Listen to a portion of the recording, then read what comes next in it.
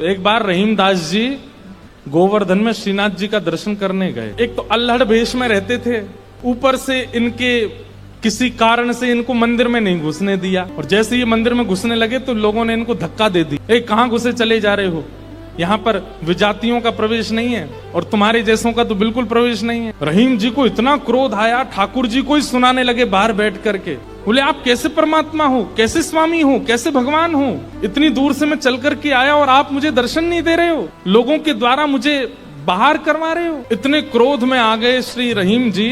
ठाकुर जी भीतर खड़े खड़े उनको पसीना आने लगा, बाहर खड़े खड़े रहीम जी गुस्सा कर रहे हैं। गुसाई जी भोग लेकर के गए, पर्दा जैसे किया, ठाकुर जी बोले हमको नहीं पाना। ठाकुर जी कुछ और बना के ले आऊं, ठाकुर जी बोले हमको वो भी नहीं पाना। गुसाई जी को लगा ठाकुर जी बहुत नाराज हैं, 56 भोग बनाओ। 56 भोग लेकर के गए, ठाकुर जी बोले बिल्कुल नहीं पाना, हमारा मन नहीं है। स्पष्ट ठाकुर जी बता भी नहीं रहे कि बात क्या है, लेकिन जो जो गुसाई जी प्रस्तुत कर रहे हैं सबके लिए मना करते जा रहे, मुझे नहीं पाना। अंत में गुसाई जी ने कहा, बोले जय जय, कोई अपराध बना हमसे? ठाकुर जी मुंह फुला के बैठे, कुछ नहीं बोले। बोले मैं क्यों बताऊं? गुसाई जी समझ गए, बोले कि ओहो कोई अपराध ही बना है। तुरंत सबको बुलाया, बोले भैया आज किसी का अपमान किया, किसी का अपराध किया, कुछ हुआ था क्या दिन भर में? तब द्वारपालों ने बताया, बोले महाराज आज एक आया था, वो विजातीय था, उसके वस्त्र भी अच्छे नहीं थे, वो देखने में भी अजीब सा लगा, हमको लगा मंदिर में जाके उपद्रव करेगा, इसलिए हमने घुसने नहीं दिया, हमने उसको निकाल दिया। गुसाई जी समझ गए, बोले ओहो उसी के लिए ठाकुर जी ऐसे हो रहे हैं। वो निश्चित ही ठाकुर जी का कोई परम भक्त है और उसको ठाकुर जी, वो ठाकुर जी का दर्शन करने नहीं आया था, ठाकुर जी ने उसको देखने के लिए बुलाया था, ठाकुर जी देखना चाहते थे और तुमने उसको यहां से बाहर कर दिया। अब एक काम करो। बोले क्या? सुंदर प्रसाद बनाओ, प्रसाद बना करके सिद्ध करके, वो यहीं कहीं बैठे होंगे, ज्यादा दूर गए नहीं होंगे, उनको लेके आओ। मंदिर में प्रसाद सिद्ध हो रहा था रहीम जी को प्रसन्न करने के लिए, लेकिन ठाकुर जी इतने व्याकुल हो गए, बोले अभी तो चूल्हा जलाएंगे, कढ़ाई धरेंगे, तब कुछ बनाएंगे, तब तक रहीम जी वृंदावन पहुंच जाएंगे। इतने में ठाकुर जी ने क्या किया, ठाकुर जी के सामने जो सोने की थाल में प्रसाद रखा था, ठाकुर जी ने वो थाल उठाया बड़ा सा और अपने कंधे पर रखा, खुद ही चले गए, स्वयं ही चले गए। यहां रहीम जी गोविंद कुंड पर बैठे थे, खूब गुस्सा हो रहे थे, ठाकुर जी को भली बुरी सुना रहे थे। लेकिन जैसे ही देखा गिरिराज पर्वत से उतरते हुए श्याम सुंदर आ रहे हैं, और झांकी कैसी है, कटिकाचनी पहनी है, मोरपिच्छ पहना है, जो स्वरूप ठाकुर जी का ऐसा रहता है, हाथ में वंशी लेकर के, और ठाकुर जी यहाँ कंधे पर विशाल थाल लेकर के ऐसे उसको संभालते हुए ठाकुर जी आ रहे रहीम जी के लिए। रहीम दास जी ने उसी समय ठाकुर जी की छवि का वर्णन किया, बहुत सुंदर।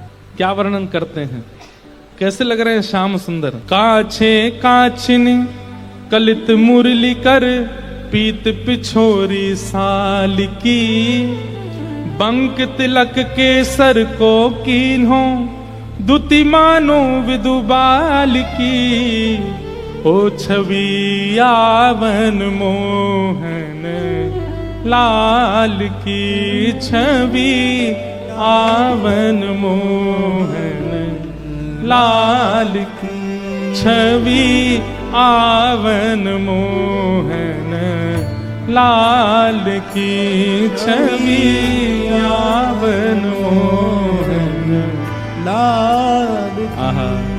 हाँ काछे काछ निकलित मुरली कर, पीत पिछोरी साल की, बंक तिलक के सर को कीन्हो, दुति मानो विदुबाल की, हो छवि आवन मोहन। अरे मोह कोई वेद ध्वनि ब्रज में सुनावे तो मेरे कान इतने रीझे ना आए, लेकिन कोई प्रेम आसक्त है करके मुंह को घोरी घोरी गारी सुनावे, सो मैं तो वह के सामने प्रकट है जाऊं। वाह, हो छवि आवन मोहन लाल की, छवि आवन मोहन लाल। और थाल सामने रख करके ठाकुर जी वहां से अंतर ध्यान हो गए, लेकिन रहीमदास जी की स्थिति ऐसी, वो तो उसी छवि में छके हुए बैठे हैं, थाल सामने रखा है। इतने में गुसाई जी अपने असंख्य सेवकों के साथ खूब सारा प्रसाद बना करके लाए। रहीम जी के पास जैसे ही पहुंचे तो देखें यहाँ तो पहले से ही थाल रखी, और ये वो थाल है जो श्री जी बाबा की है, श्रीनाथ जी की है। नेत्र बंद हैं और एक कोई सामग्री लेकर के प्रेम से रहीम जी पा रहे हैं। गुसाई जी बोले, रहीम जी ये थाल आपके पास आई कैसे? आहा, बिसरत नाही सखी मोमन सो, चितवन बैन विशाल की।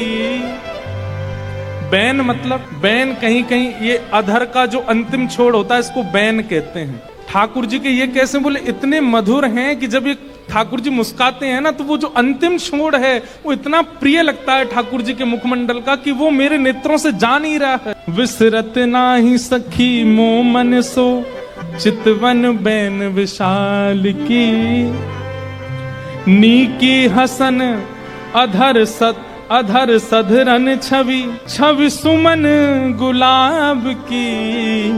ओ छवि आवन मोहन लाल की, छवि आवन।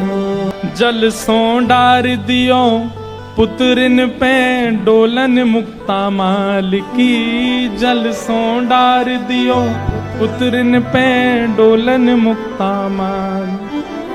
आप मोल बिन मोलन डोले, बोलन मदन गोपाल की। आप मोल बिन मोलन डोलन, बोलन मदन गोपाल की। हे छवि आवन मोहन लाल की, छवि आवन मोहन। आप मोल बिन मोलन डोलन, बोलन मदन गोपाल। इतने मूल्यवान श्री ठाकुर जी यहाँ पर बिन मोल की तरह डोल रहे थे, बोल रहे थे, चल रहे थे, बैठे थे। गुसाई जी को बता रहे हैं रहीम जी, इतने मूल्यवान ठाकुर जी यहाँ पर बोल रहे थे, डोल रहे। देखो वो चरण चिन्ह दिख रहे हैं, यहाँ देखो, यहाँ से चंदन की सुगंधी आ रही, यहाँ बैठ गए थे आके और ऐसे मधुर स्वर बोल रहे थे कि अब मैं किसी और को सुनना नहीं चाहता उनके आगे। यह स्वरूप निरखे सोई जाने। अरे जिसने वो स्वरूप देखा होगा, यह स्वरूप निरखे सोई जाने, यही रहीम के हाल की। यह स्वरूप निरखे सोई जाने, यही रहीम के हाल की। ओ छवि आवन मोहन लाल की, छवि आवन मोहन लाल की। वहां रहीम जी के नेत्र सजल हैं और यहाँ गुसाई जी के सुनते सुनते नेत्र सजल हो गए। वाह ठाकुर जी, आपकी लीला। यहाँ हम इतनी सामग्री सिद्ध कर रहे थे रसोई में, लेकिन आपसे इतनी प्रतीक्षा भी नहीं हुई। आप अपनी थाल लेकर के आ गए और ऐसी लीला करके गए रहीम दास जी के पास आकर के। ऐसे हमारे ठाकुर जी। वृंदावन धर्म, अर्थ, काम और मोक्ष सबसे परे है। वृंदावन के लिए तो केवल प्रेम जागृत हो जाए चित्त में, अत्यंत प्रेमी हो जाओ आप, और वो प्रेम ऐसा छकेगा। आप प्रेमी हो गए, इसका प्रमाण क्या है? अरे श्याम वर्ण की कोई वस्तु कहीं दिख जाएगी, ऐसा लगने लगेगा ये कितने सौभाग्यशाली कि इनका श्याम वर्ण है, कृष्ण ने अपना वर्ण दे दिया। किसी में दोष नहीं दिखेगा, सब में गुण दिखने लग जाएगा। ऐसे हमारे ठाकुर जी।